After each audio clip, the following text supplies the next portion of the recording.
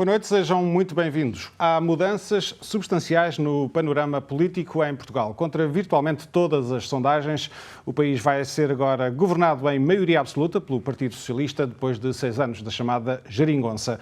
O PS conseguiu 42% dos votos, será a segunda maioria absoluta de um partido à esquerda em Portugal e o sexto governo maioritário na história de quase 50 anos da democracia portuguesa. À direita, derrota pesada do PSD. Os sociais-democratas até tiveram mais votos do que em 2019, mas não chegaram sequer aos 30% e ficaram muito longe de poderem liderar uma viragem do eixo político mais para a direita na política portuguesa. Destaque para o Chega, que se tornou a terceira força política no Parlamento, passa de 1 para 12 deputados, e para a Iniciativa Liberal, que chegou aos 5% dos votos. O CDS, um dos partidos fundadores da democracia portuguesa, vai ficar pela primeira vez de fora do Parlamento. Quanto aos partidos à esquerda, do PS, tiveram um mau resultado nestas eleições, queda acentuada da CDU e ainda mais pronunciada do Bloco de Esquerda. Ambos os partidos desceram para a casa dos 4% e ficaram com grupos parlamentares reduzidos depois destas eleições. No total, em conjunto, perderam 20 deputados. Para analisar os resultados destas legislativas em Portugal, temos hoje connosco José Carlos Matias, Marco Carvalho e Miguel de Sena Fernandes. Agradeço aos três a presença nesta edição especial do TDM Entrevista para analisar estes resultados. De referir que estamos a gravar no dia seguinte às eleições, segunda-feira, fica a nota no caso de haver alguma referência que, entretanto, possa ficar datada. Antes de mais, a questão da surpresa destes resultados, no que diz respeito à maioria absoluta. As sondagens mais recentes basicamente não previam estes resultados. A governabilidade foi uma das grandes questões da campanha e basicamente desapareceu no momento em que são conhecidos estes resultados eleitorais. Sei que é difícil responder a esta questão, mas gostava de fazer na mesma. Terão sido as sondagens a falhar ou o impacto eleitoral terá sido também, em certa medida, uma consequência do impacto das próprias sondagens nas intenções de voto? Começava aqui pelo José Carlos Matias.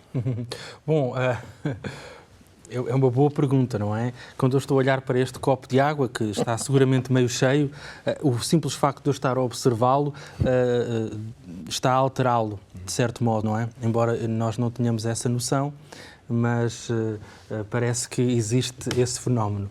Quanto mais não seja, quando estamos a falar de sondagens. E daquilo que me foi dado a entender, faz-me um pouco de impressão a forma como os meios de comunicação social encaram as sondagens enquanto conteúdo informativo, ou seja, transformam-nas em eixo central da própria cobertura e da própria narrativa mediática em torno da campanha eleitoral e em torno delas depois tudo gravita. Temos aquelas sondagens diárias, depois as outras um pouco mais tradicionais, e elas às vezes são tratadas como se fossem realmente digamos, um resultado efetivo, quando em boa medida elas são uma fotografia parcial, seguramente parte do princípio que são feitas com o método adequado, mas são uma fotografia com muitas limitações e que retrata aquilo que aquela amostra indica naquele momento, naquela fotografia.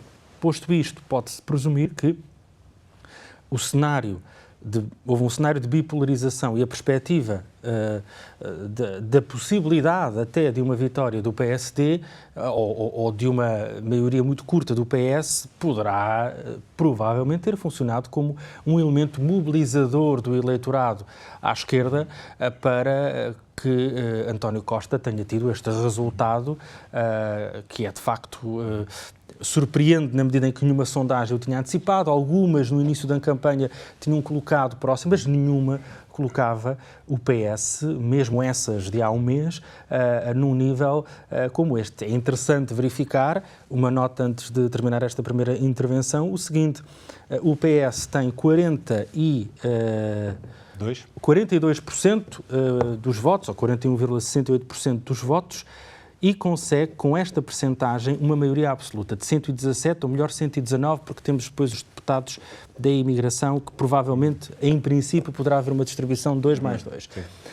Ora, quando olhamos para, por exemplo, a outra maioria absoluta do Partido Socialista, a primeira, protagonizada por José Sócrates, o PS na altura teve 45% e 121 ou 122 deputados. Mais interessante é vermos, por exemplo, que António Guterres, em 1999, com 44% dos votos, não conseguiu uma maioria absoluta, ficou à beira com o chamado 115-115, com o Parlamento a um deputado, depois houve o orçamento de Limene, etc. Eu quero isto dizer o seguinte, e olhando para terminar, para isto. Houve um grande aproveitamento de votos, poucos votos foram desperdiçados ao nível daquilo que é o apuramento dos resultados através do método de Hond, e nesse aspecto o PS teve o máximo e o melhor resultado que poderia desejar naquilo que o sistema eleitoral e o método permite.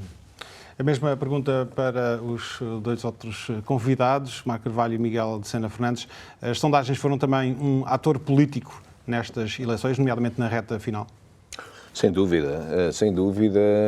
Aliás, as sondagens não apontavam estes cenários, não é? Apontavam praticamente um empate. E então aí já se divisava as eventuais alianças pós-eleitorais e pronto, para o temor de alguns, não é? E desprezo de outros, não é? Naturalmente. Mas, de qualquer maneira, era um cenário que não se colocava, maioria absoluta. Não sei se o próprio António Costa teria previsto uma maioria absoluta. Creio que não. Creio que não. Portanto, algo se passou. Nós não podemos, obviamente, as sondagens são sempre sondagens, não é? Claro que nós não podemos confiar inteiramente nas sondagens, mas sondagens têm o seu valor, portanto, têm o seu valor porque medem uma certa tendência, segundo métodos, naturalmente, que obviamente eu desconheço, mas de acordo com certos métodos científicos, conseguem pelo menos analisar uma possível tendência no outro sentido. Mas mesmo nestas tendências, pronto, veio o que veio, foi uma total surpresa. Isto importa realmente saber porquê. Aí é que... Porque lá está, o eleitorado é inteligente.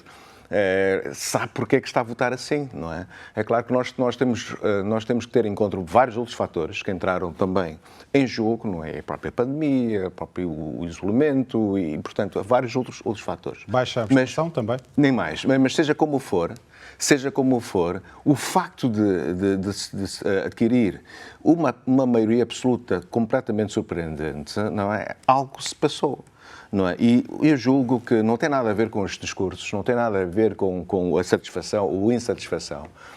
Tem, para mim, houve uma bomba, que caiu e que chocalhou um pouco o panorama. Já sabemos o que a bomba é esta, não é? Portanto, eu teria esta ideia. Eu julgo que... Só o Chega. Exatamente. Eu julgo que o Chega teve um efeito napalm.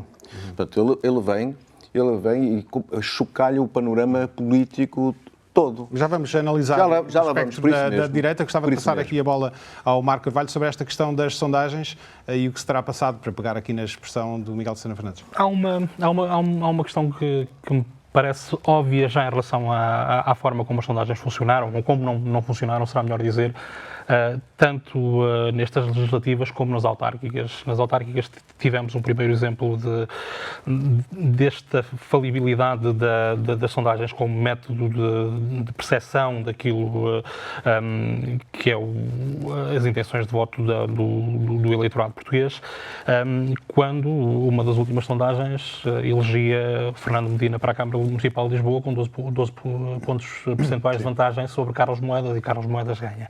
O que me parece é que, e aqui concordo perfeitamente com aquilo que dizia o José Carlos Matias, é que há uma utilização, um recurso que chega a ser extenuante à sondagem como método de averiguação, e depois há um bocadinho daquela questão do amor e da coisa amada, digamos assim, porque a partir de determinada altura as sondagens que têm como objetivo, lá está, averiguar o sentido de voto do eleitorado, tornam-se, se calhar, um fator tão ou mais determinante que a própria própria campanha eleitoral e que o próprio programa eleitoral dos partidos. E parece-me que, sobretudo, esta novidade em termos de percepção das tendências do eleitorado que este novo canal televisivo, a CNN, trouxe em Portugal, com sondagens diárias, que trouxe um bocadinho também essa percepção da utilidade política, sobretudo naquele vasto campo de eleitores do centro, que oscilam entre o PS e o PSD, os eleitores que se pautam por uma certa indecisão, digamos assim, e também na perspectiva do voto útil por parte da esquerda, que me parece ter beneficiado e de sobremaneira o Partido Socialista.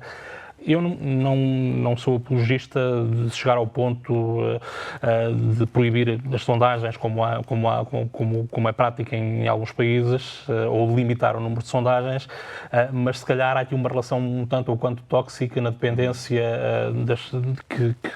que o próprio eleitorado, ou que a própria... Se calhar não é o próprio eleitorado, e o José Carlos Matias frisava isso também, da forma como a comunicação social e como os próprios partidos constroem uma narrativa à volta das sondagens, e em detrimento muitas vezes daquilo que é a validade do programa político. E isso sentiu-se, parece que isso se sentiu neste acto eleitoral.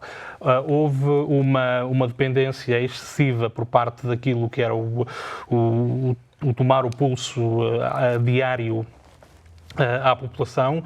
Eu não sei se aquela perspectiva do empate técnico face àquilo que foi a evolução política em Portugal ao longo dos últimos anos, se era ou não era credível. E depois também há uma outra questão, que é o facto de as sondagens são encomendadas, são sondagens que são feitas em circunstâncias muito específicas, não são de todo um retrato daquilo que é a realidade do país. E é sempre muito arriscado jogar com a noção de fiabilidade das sondagens como um reflexo daquilo que pode ser as perspectivas do eleitorado, sendo que as perspectivas do eleitorado de Lisboa são necessariamente diferentes das perspectivas do eleitorado de quem vive no interior do país. Importa, sobretudo, perceber o significado e as causas desta maioria absoluta do PS. Há pouco o Miguel Sena Fernandes falava num fenómeno, numa bomba chamada Chega. Qual é que é, no seu entender, a eventual relação entre esta votação expressiva no Chega e esta maioria absoluta? O Chega teve um protagonismo desproporcional nesta campanha, por vários motivos. Existe aqui uma relação? Eu acho que provocou o chamado voto útil.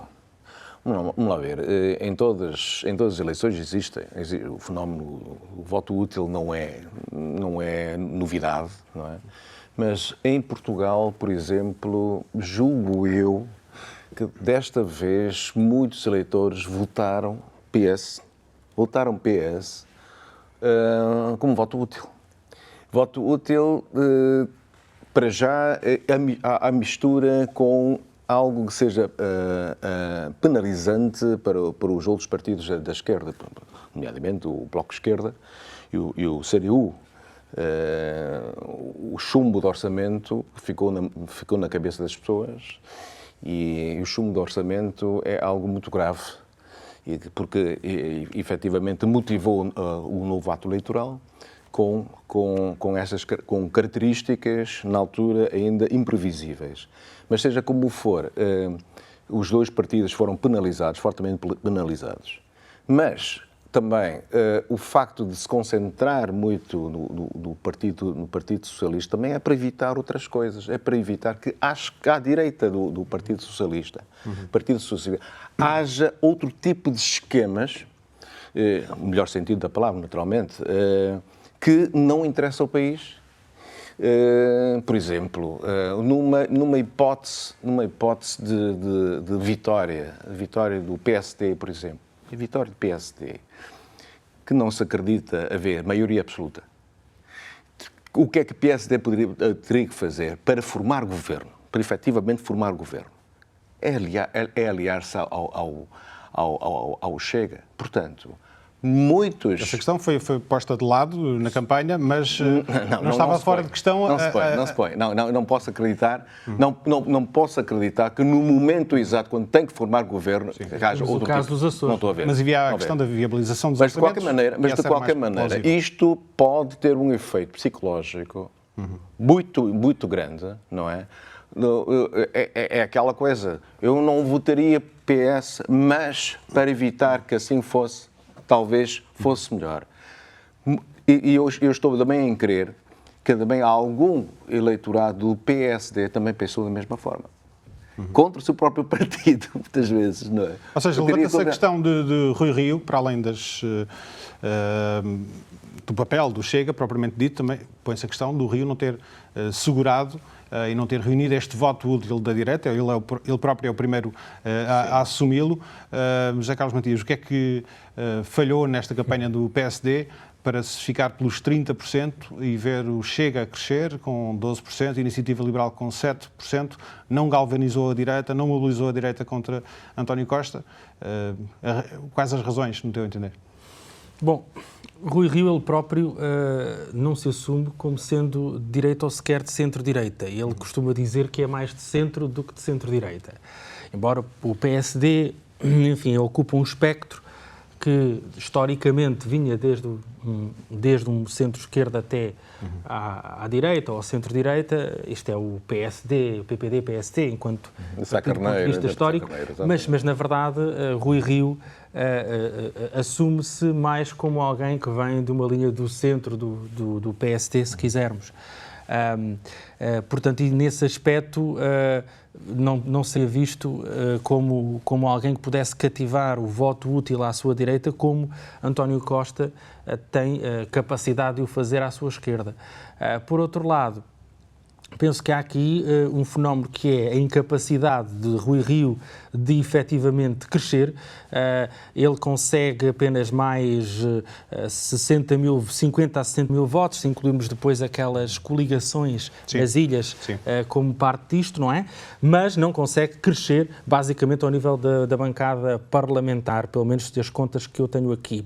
Quanto ao PS e António Costa, há aqui um aspecto que o Miguel estava a referir, que é o espectro de se ter extrema-direita, ou direita radical, ou direita populista, como parte... Que nunca se colocou, Nunca se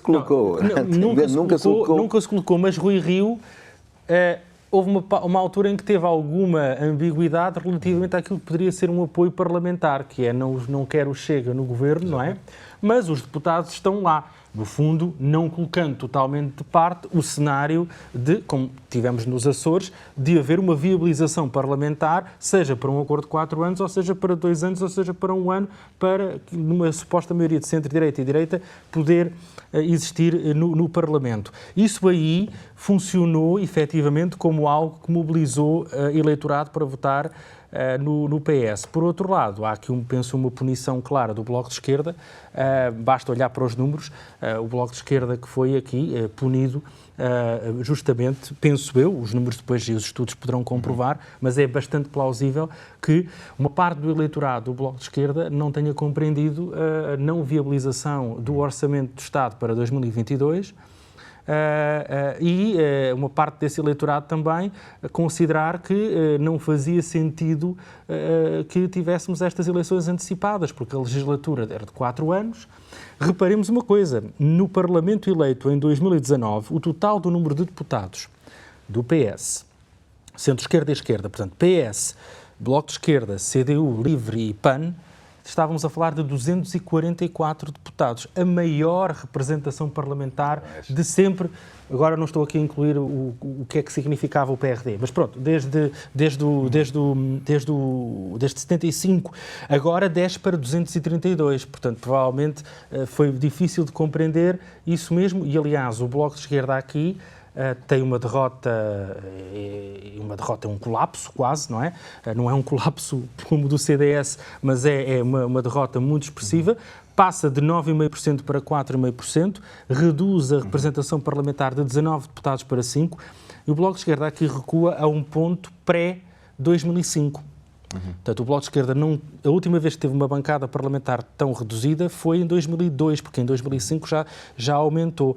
Ou seja, nos primeiros anos de vida do partido. Sim, volta um bocado a esse tipo, quando tinha primeiro 2 deputados e depois 3. E, portanto, há aqui, penso eu, os estudos poderão comprová-lo, mas é muito provável que teve essa vida aqui, efetivamente, um voto útil, um cartão mostrado ao Bloco de Esquerda por não ter sido capaz de ser parte da solução relativamente à viabilização do Orçamento de Estado.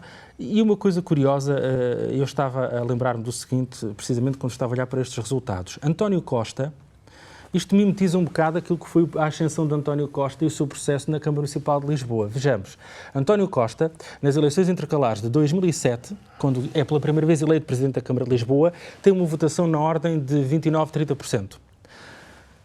Uma maioria relativa, forja uma aliança com o grupo de Helena Roseta e com o Bloco de Esquerda, na altura com José Sá Fernandes, para ter uma maioria de vereadores.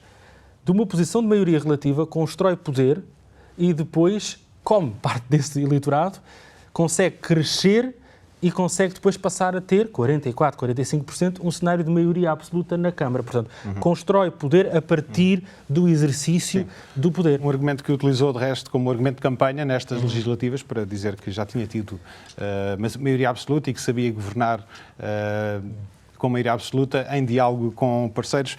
Marco Carvalho, perguntava também sobre esta questão do voto útil à esquerda e sobre a questão do crescimento da direita à direita do PSD, como já referi, crescimento expressivo do Chega e da Iniciativa Liberal. Que leitura é que fazes destes dados? Eu acho que há, sobretudo, em termos pessoais, eu preferia um governo ao centro do que propriamente uma maioria do Partido Socialista, e eu acho que houve uma clivagem artificial, de certa forma, da qual o PS beneficiou fortemente, uma clivagem artificial entre aquilo que é os conceitos de direita e de esquerda em Portugal. A verdade é que a direita e a esquerda em Portugal separam-se nos extremos, e isto numa perspectiva linear da política, porque se considerarmos a política numa perspectiva circular, os extremos em muitos dos fatores acabam por se tocar. Mas há um apelo por parte da esquerda, dos partidos à esquerda do PS, da CDU e do Bloco de Esquerda, ao apelo numa maioria de esquerda, que acaba por penalizá-los mais do que propriamente favorecer ou impedir que o Chega e que a Iniciativa Liberal tivessem um bom resultado. Eu não creio que o PS tenha ganho lá por adiante votos à direita moderada, ou seja, ao centro-direita. O que me parece é que o PSD não teve capacidade de mobilização daquilo que seria o seu eleitorado, e não teve, aqui creio que a responsabilidade é quase unipessoal e passa pela incapacidade de Rui Rio ter percebido. O Rui Rio, a determinada altura, tornou-se aquele convidado chato que existem nos casamentos, que fica demasiado tempo e fica, já os noivos querem se ir embora, e ele continua a insistir em continuar pela noite fora. E foi isso um bocadinho que aconteceu no PSD. O Rui Rio, em termos de políticas económicas e até de políticas sociais, tirando a questão da privatização do Serviço Nacional de Saúde e de piscar um bocadinho o olho às políticas de direita neste aspecto, é mais próximo do PS do que propriamente de políticas de direita assim ditas. O Chega, eu, ao contrário do que defende muita gente em Portugal, eu não acho que o Chega seja o produto que o Chega se tenha materializado do nada. O Chega consegue este sucesso eleitoral porque há, de facto, quase meia 5 décadas, quase meio século de políticas públicas em Portugal deficientes, que empobreceram o país, que não conseguiram, se não empobreceram o país, pelo menos não conseguiram desenvolver ao nível das expectativas daquilo que seria um espaço de livre circulação de bens e de pessoas como é a União Europeia. O Chega aproveita-se desta mágoa que muito do eleitorado português tem, e parece-me já ter ultrapassado a perspectiva do partido de protesto. Eu acho que os próximos 4 anos serão fundamentais para a afirmação do Chega. Vai depender da capacidade de moderação do partido de André Ventura e dos deputados que acompanham André Ventura, que vão acompanhar André Ventura na Assembleia da República, e também do desempenho do Partido Socialista, é preciso que se diga, porque o Partido Socialista tem, neste momento, acaba por ser uma vantagem a governação com maioria absoluta, mas também traz maiores responsabilidades.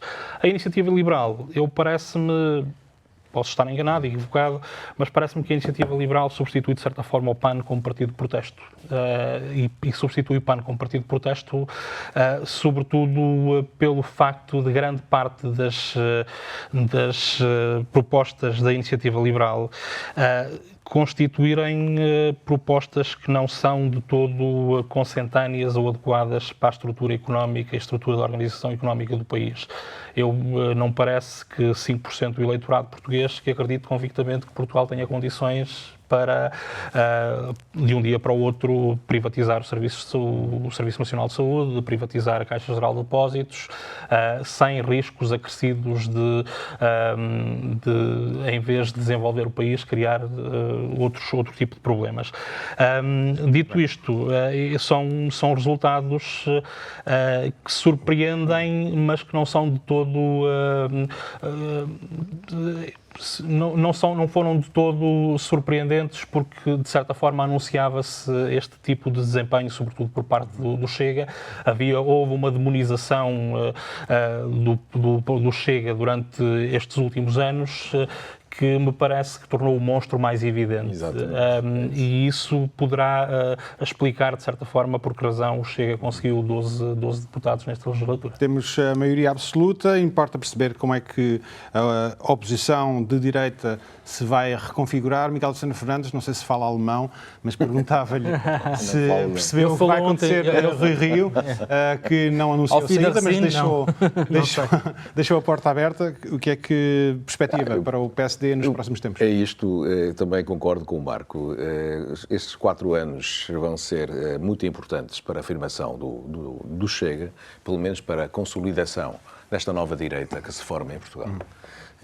Quem diz Chega diz também a Iniciativa Liberal, porque no fundo são experiências relativamente novas, porque até este momento o espectro político à direita teria sido corporizado pelo CDS, que desapareceu do mapa, não é? E estas duas novas forças que representam agora declaradamente da direita vão ter que se consolidar. Vamos ver como é que são estes 4 anos. Eu estou a ver um Chega muito mais aguerrido, agora que em vez de só ser são 12, não é? E, portanto, o Chega vai fazer uma verdadeira oposição ao partido do governo. Mas falámos ainda há pouco do PSD. Eu só queria acrescentar um ponto, que é assim, o PSD, a derrota do PSD, deve-se tão só o facto de o Rui Rio não ter um discurso efetivamente alternativo ao António Costa.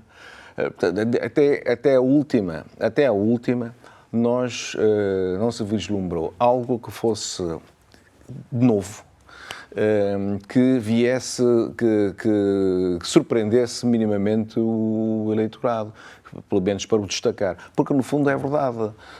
Nós temos uma zona de interseção em Portugal, não é? No centro, não é? Em que se mesclam os simpatizantes do Partido Socialista, do PSD. E o Rui Rio situa-se precisamente nesta zona de interseção. Não se sabe para onde é que se vai, não é? Portanto, quando nós entramos nas eleições, nós podemos fazer as oposições a uma oposição partidária, como é evidente, tem que haver, isto é institucional, mas que em termos de eleições, nós precisamos de nos demarcar. Olha, a hora que o Rui Rio não se demarcou assim tanto. Portanto, fala-se, há um trocadilho, digamos, de palavras, mas não saímos muito disto.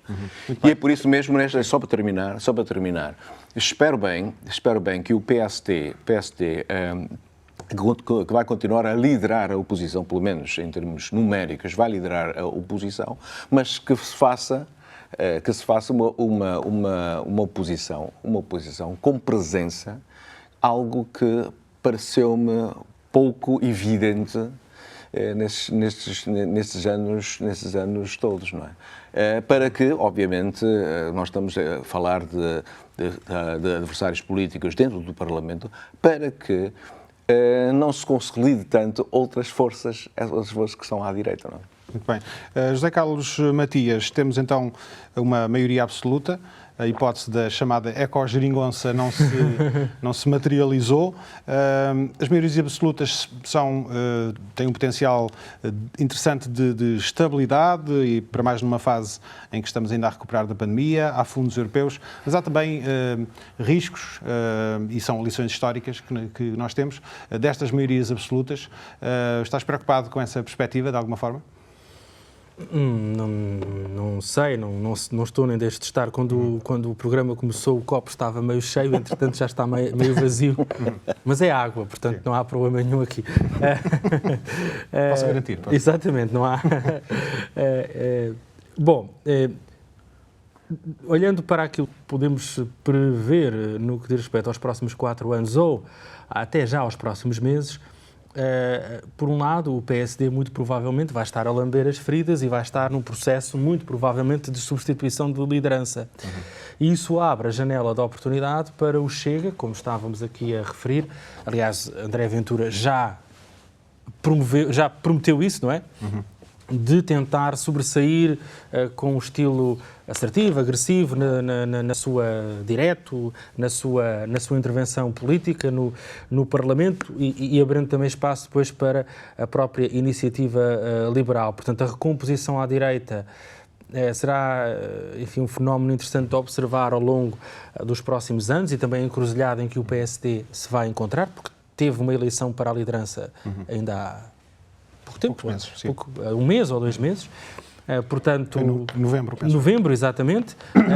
Portanto, isso será interessante ver como é que isso vai configurar. Sim. Relativamente às maiorias absolutas, nós tivemos 2 do PSD, portanto, protagonizadas por Aníbal Cavaco Silva, como Primeiro-Ministro, e agora esta segunda, uma do PS. Houve ainda antes, nos tempos de Francisco...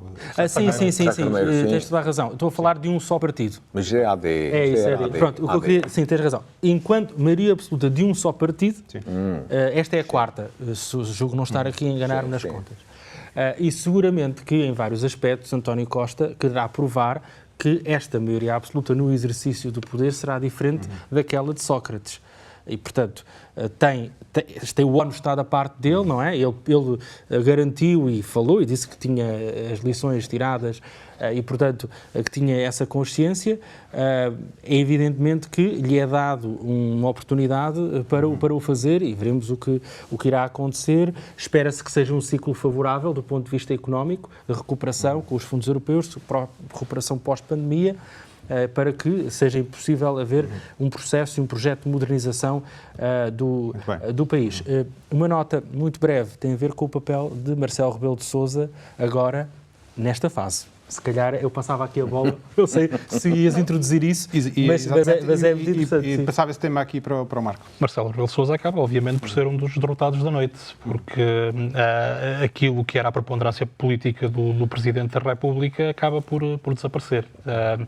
Mas a verdade é que Marcelo Rebelo de Sousa também, ao longo deste período de coexistência com a geringonça, também foi talvez demasiado leniente e muitas vezes um presidente ausente lá está em socorro da tal necessidade de estabilidade política. A estabilidade política, como eu dizia há pouco, é uma vantagem, mas traz também responsabilidades e traz responsabilidades para um partido que em termos estruturais é um partido que tem alguns maus hábitos enraizados. É um partido que alinha muito pela nomeação de membros, é um partido pouco dado, viu-se na geringonça episódios de nepotismo que não beneficiam em nada a democracia portuguesa e isto coloca sobre António Costa um ónus especial e que, passando outra vez para a questão do Chega, que é a da responsabilidade de uma má governação a responsabilidade que uma má governação em maioria poderá ter sobre o acicatar da fogueira da extrema-direita portuguesa. E isto acho que é uma preocupação que António Costa terá que ter balizada. Sim. Eu gostava só de referir também o PSD. O PSD, nominalmente, vai continuar a ser o maior partido da oposição, só que a herança de Rui Rio é uma herança um bocadinho pesada, porque este grupo parlamentar do PSD é alvo ou é o fruto de algo que é muito pouco frequente na política portuguesa, que foi uma espécie de stalinização daquilo que foram as listas eleitorais do PSD. Nós vamos ter provavelmente um PSD com um grupo parlamentar que não se coaduna provavelmente com o próximo líder do PSD. E isto não é a primeira vez que acontece, não é? Não é a primeira vez que acontece, mas o PSD neste momento é um partido muito mais fragilizado do que era, parece-me, há 20 anos atrás. Vamos ter de avançar. Pedia um comentário de apenas um minuto de cada um de vós sobre a questão do voto da imigração e dos problemas em torno desta questão. Desta vez, em particular, houve também atrasos decorrentes da pandemia. O que é facto é que muita gente nem sequer se inscreveu no consulado. Houve apenas 124 inscrições, 77 pessoas a votar no consulado. Não há ainda números dos votos que foram para Portugal por via postal, mas houve muitas pessoas que não os receberam. Isto vem pôr, mais uma vez, a questão do voto eletrónico? Sim. Eu creio que numa altura em que a tecnologia permite maravilhamentos tais como intervenções cirúrgicas à distância, eu não percebo como é que não se arranja uma solução que seja conveniente para que quem esteja no estrangeiro deposite as suas intenções de voto. Eu não votei porque a tal carta o boletim de voto que viria de Lisboa se trasmalhou, não sei muito bem se por falha, mas há em toda esta orquestratura algo um bocadinho difícil de engolir, que é o facto de eu já votei no consulado de Portugal em Macau, eu votei para as eleições presidenciais. Custa-me entender que haja tantas dificuldades em harmonizar o sistema eleitoral que está subjacente às eleições presidenciais e às eleições legislativas. E também, se calhar, estaria na altura, é óbvio que isto não é difícil, não é fácil de fazer, não é fácil de equacionar, iria pressupor algum nível de engenharia política, mas neste momento os círculos conjuntos da imigração, o círculo fora da Europa e o círculo da Europa, são, nominalmente, em termos de eleitores inscritos, o terceiro maior círculo eleitoral. Lisboa é o maior, com cerca de 2 milhões de eleitores, depois tem o Porto com 1,5 milhão, e os eleitores que estão no estrangeiro representam também 1,5 milhão, com uma margem de distância pequena face ao círculo eleitoral do Porto. E em termos de representação, Lisboa tem 48 deputados, o Porto tem 40 e os dois círculos combinados têm 4.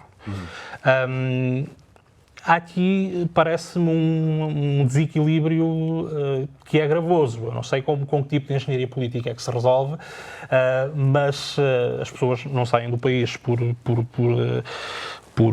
gáudio pessoal, saem porque não conseguem encontrar saída profissional ou por outro tipo de razões, mas o que se nota é um desequilíbrio que talvez fosse importante se emendar e que não tem sido feito um esforço nesse sentido. Desse 1 milhão e tal, são muito poucos os que votam, não é? Mas não votam porque é extremamente complicado votar no estrangeiro.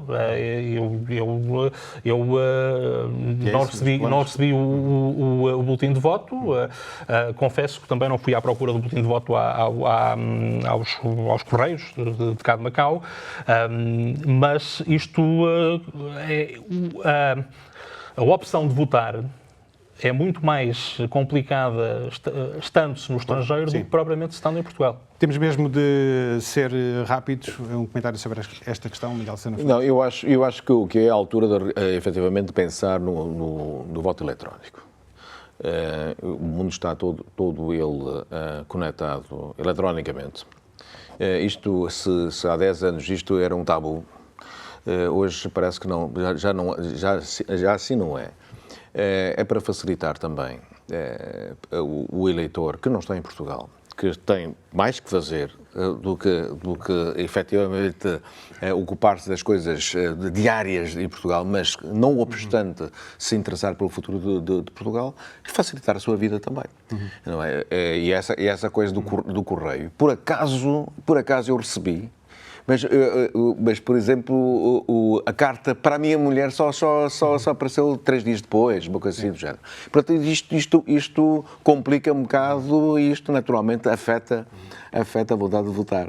A participação dos portugueses no estrangeiro seria superior se não fossem estes problemas logísticos, burocráticos? Julgo que sim. Por um lado, nós quando temos a questão do 1 milhão de eleitores, tem a ver com fórmulas de recenseamento praticamente automático, não é? Portanto, ou seja, não como havia anteriormente da iniciativa do cidadão de se recensear, não é? Portanto, isso faz com que o número, mas de toda a maneira, seguramente que sim, há uma coisa, e como o Marcos estava a dizer, agora mais especificamente no caso, e é um caso de Macau, que é um caso muito específico, por ser uma cidade pequena e toda esta conveniência, é difícil de perceber porque é que há esta discrepância entre o voto nas presidenciais europeias e nas legislativas. Eu, sinceramente, não percebo porque é que não... Eu prefiro sempre ir votar presidencialmente. Exato. Eu prefiro, não é? Ainda por cima, aqui como em Macau. Portanto, eu não consigo perceber, talvez haja uma razão que me escapa, porque é que isso acontece. Muito mais havia por dizer, mas ultrapassámos largamente já o nosso tempo. Mais uma vez, muito obrigado aos três aqui pela presença nesta edição especial do TDM Entrevista, para analisar estes resultados das legislativas em Portugal. Votos de um ano novo lunar feliz. Com um efeito. Votos também de um feliz ano novo lunar aí para si, que nos seguiu em casa. Com o TDM Entrevista volta na primeira terça-feira de março. Até lá.